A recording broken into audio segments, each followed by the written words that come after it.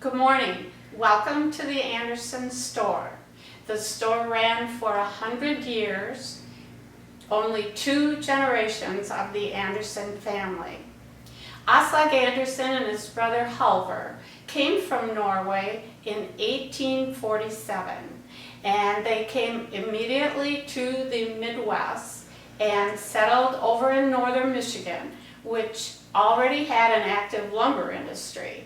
And the 2 brothers were carpenters. And Aslak was particularly talented and became a millwright, which means that he could fix any of the machines that they were using, along with being a carpenter. It wasn't until 1853 that Reverend Iverson came to Ephraim, and he was also a Norwegian, and he had with him a small group of followers. They were Moravians, and they wanted to own their own land. They came and ended up in Green Bay, but they wanted land, and so Iverson's friend Ole Larson, who lived over on Eagle Island, told him, "Come up here. There's good land up here." And so Iverson and 2 others walked from Green Bay all the way up here. They looked at the land, and it was the middle of the winter. They dug down and found that they decided that it was good land. It was a good place to be. And they named it Ephraim, which means doubly fruitful. His followers came. There were only 19. There were 5 married couples, 5 adult males, and 4 children. So a very small group. They built their log cabins and had a very difficult time. It was a hard winter, their crops failed, and they had no way to get supplies. Reverend Iverson's dock was not deep enough. Well, meanwhile, over in northern Michigan, Aslak Anderson had visited Ephraim early on, so he knew what was here. And he came over and said to Iverson, "If you'll sell me the northern portion of this land, I'll build you a dock that the community can use." Well, Iverson had borrowed $500 to buy this land, and with only 19 people, he still owed. So it was a good deal for both of them. Aslak and his brother came. Aslak bought 112 acres. His brother bought another 56 for $1.25 an acre. And Aslak's was almost a mile of shoreline. And as soon as he got his cabin built, he got a land grant to get more land. And that was to continue throughout his life. He bought land and at one point owned almost 500 acres, and 240 of them were in the park.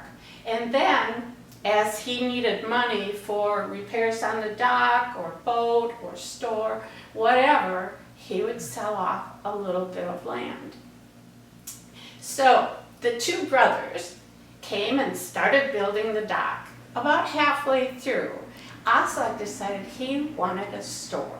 His brother wanted no part of it. He just wanted to get that dock done and start farming. And that's what he did. And the only time we hear tell of him again is that he was one of the founding members of the Lutheran Church. So Aslak got some other fellows to help him finish the store. The dock and store were ready to go in 1858. And for about 30 years, their main cash crop, so to speak, was lumber. This was heavily forested, and some accounts say that you almost had to cut to walk. And what they would do was they would cut timber, they would bring it down to the dock, and Aslak had a warehouse there, and then he would give them credit in the store for their timber.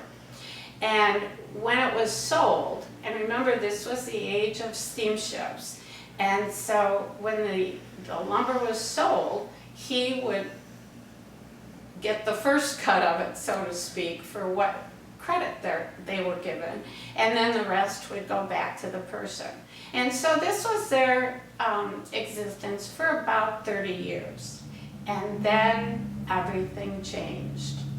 In 1882, the canal opened in Sturgeon Bay, and that was a godsend for them, because after 30 years, the timber was running out, because they clear cut, of course.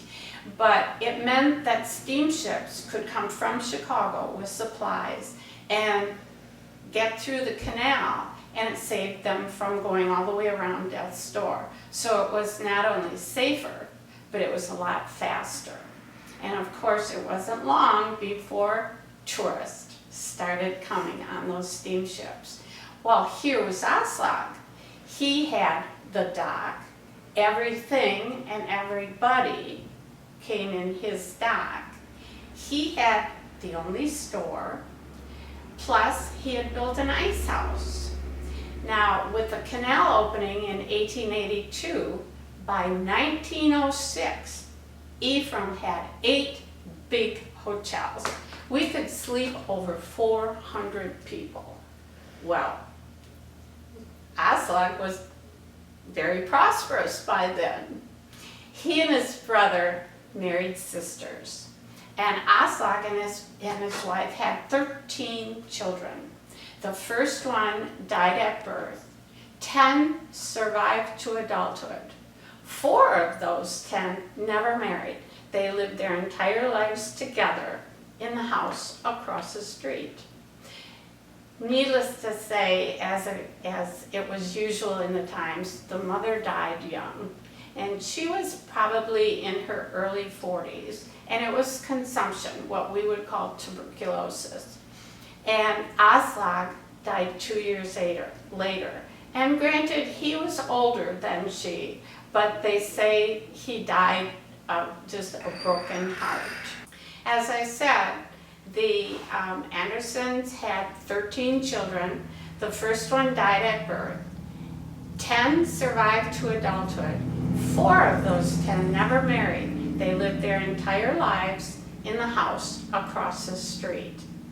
The mother died fairly young. She was in her early 40s of consumption. And that was very usual in that time. And consumption, we know it as tuberculosis. And Aslak died 2 years later, leaving a family of 10. Miss Lizzie, who's pictured up here, she took over running the store.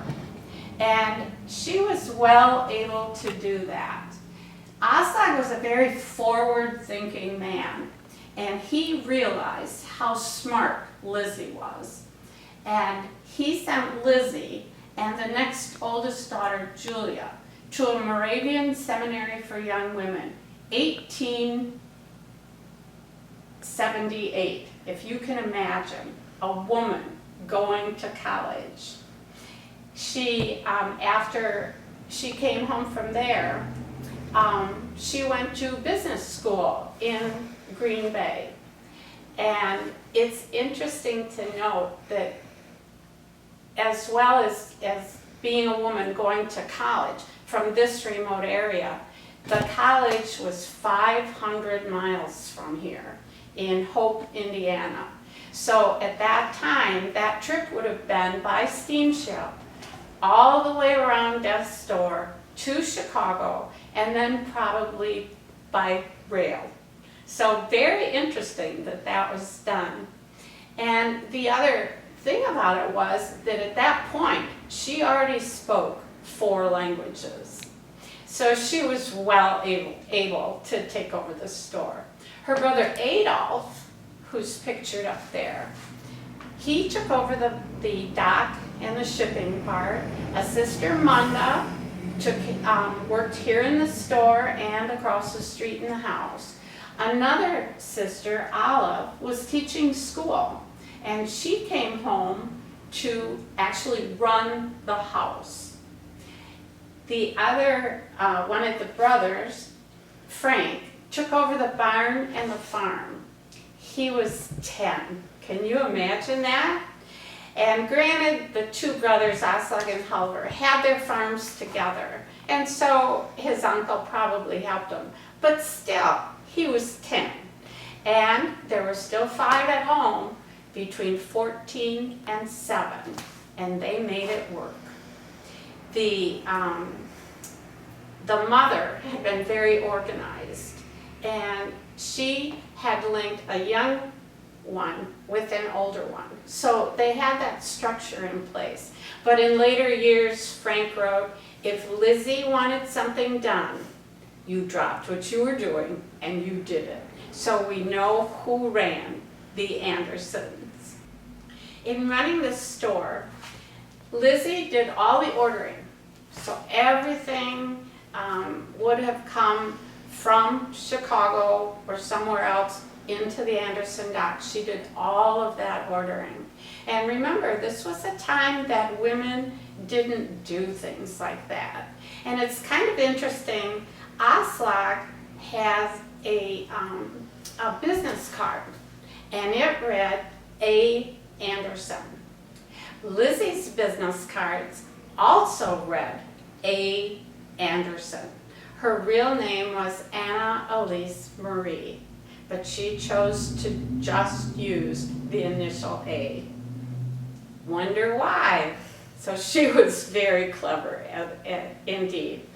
She did all the books, which is kind of unusual in that Adolf ran the dock and the shipping, but Lizzie kept track of all the business.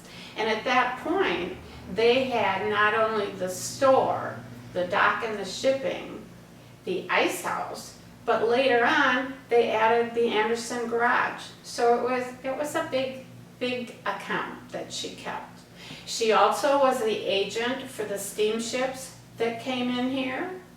She, along with the 4 languages, she knew Morse code. So she ran the telegraph station, which was in the back of the store.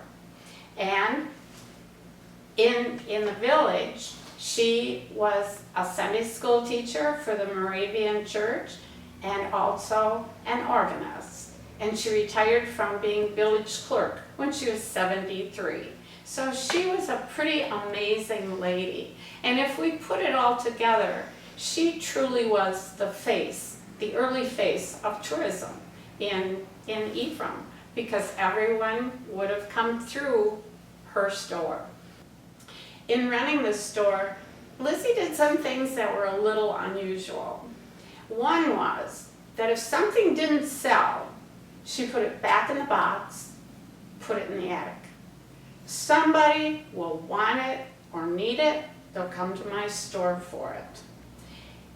When she died in 1945 at the age of 82, her brother Adolf and sister Munda ran the store another 13 years. But it was never again as dynamic. The times were different after World War II, and they were old. And when Adolf, he was the last Anderson living in Ephraim to die. And interestingly, he and Munda died within a year of each other. And so it was 1961 when Adolf died. And at that point, the family sold the store to the village. The foundation was able to rent it. And by 1967, the building opened as a store museum. And when they went up in the attic, there it was. All of the things that Lizzie had put up there. And of course, after she died, Adolf and Munda, they continued to put stuff in the attic. They had done it for over 60 years, and it just was how they did business. As we go to the back of the store, I'll talk a little bit more about Lizzie, because she truly was an interesting woman. As we come back here, you can see the coffee grinder. And remember that everything came by steamship.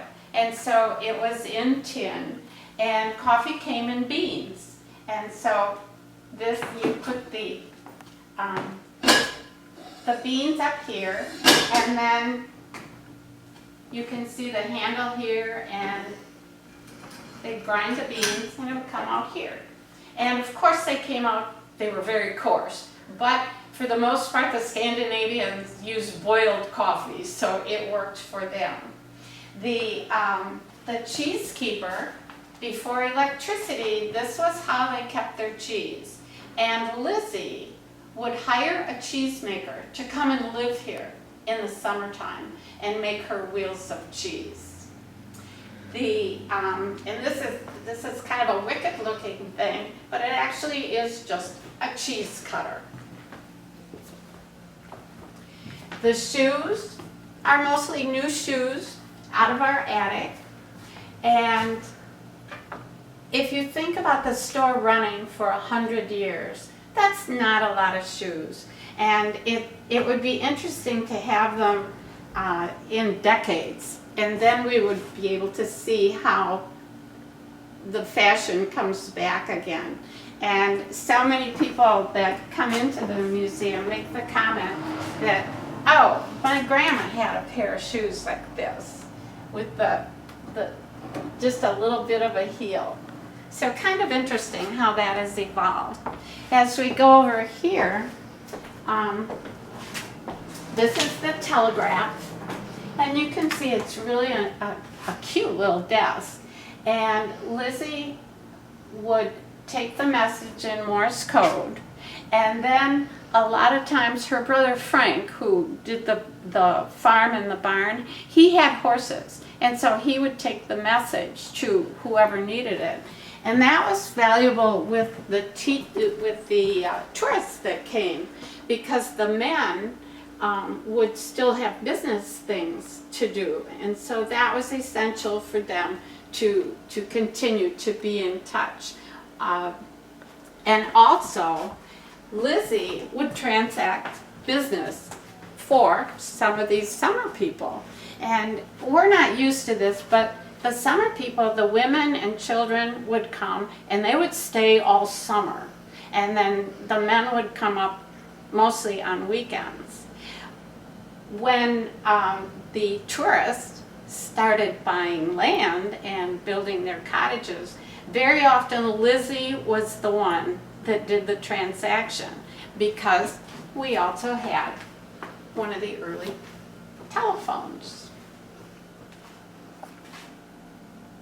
And rules were a little bit different then, so Lizzie could transact that transaction, and everybody was happy without the trouble of filming. We also found in the attic a sewing cabinet, and there's still thread in it. You can imagine. And down in the bottom, tatting.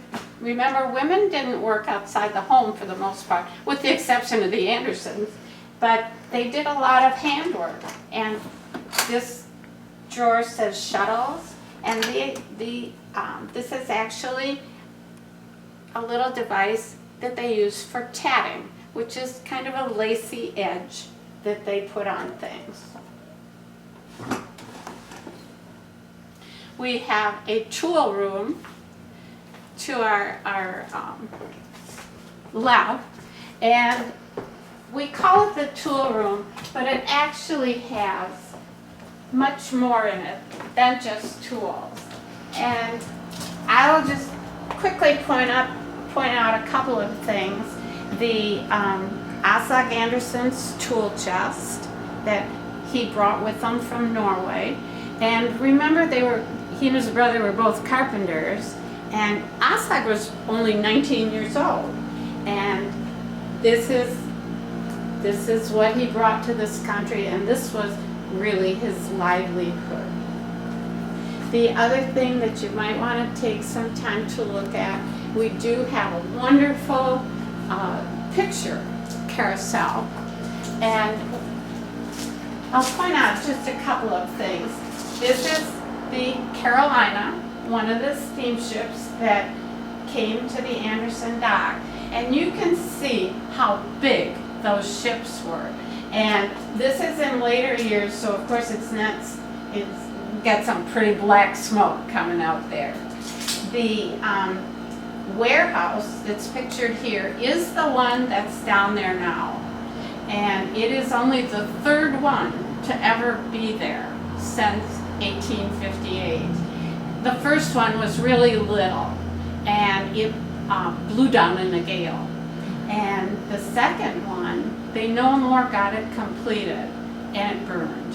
And so this one was built, and it dates from about 1880. The other picture that's kind of fun to look at is Adolf and Wanda. And we can see they were old, and that was when they closed the store. So do take some time to look at that. There's some wonderful pictures of Lizzie in the store, and the things that we see out here have mostly been given back to us by the people of Ephraim, and so some of them may very well have come from the store to begin with. This is one of my favorite things out here, and it's a wooden egg carton. Wouldn't that be fun to have? I can just see it on my table with colored eggs in it. How many of you have been to Wilson's? It's a place where almost everyone ends up going sometime during their time in Ephraim. And this is what Wilson's looked like early on. And let me tell you a story about that. We talked to earlier about Adolf, who took over the dock and the shipping. Well, he was the 5th family member that lived in the Anderson house. Adolf didn't get married until he was 40. And then he married a lady named Tilly Valentine, which I think is a great name. As we come along this side of the store, you can see some of the things that came out of the attic. The old thread, the hats, just fun stuff. And this is what they sold. And Lizzie, as I said, would order it. It would come in, they would shelf it, and actually these are some of the things that ended up in the attic. And aren't we glad that she did that?